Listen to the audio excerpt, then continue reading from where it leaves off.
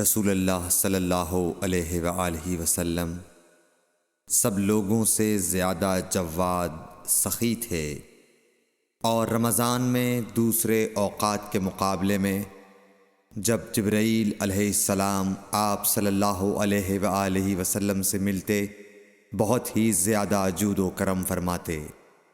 جبرائیل علیہ السلام رمضان کی ہر رات میں آپ صلی اللہ علیہ وآلہ وسلم سے ملاقات کرتے اور آپ کے ساتھ قرآن کا دورہ کرتے۔ غرض حضرت صلی اللہ علیہ وآلہ وسلم لوگوں کو بھلائی پہنچانے میں بارش لانے والی ہوا سے بھی زیادہ جود و کرم فرمایا کرتے تھے۔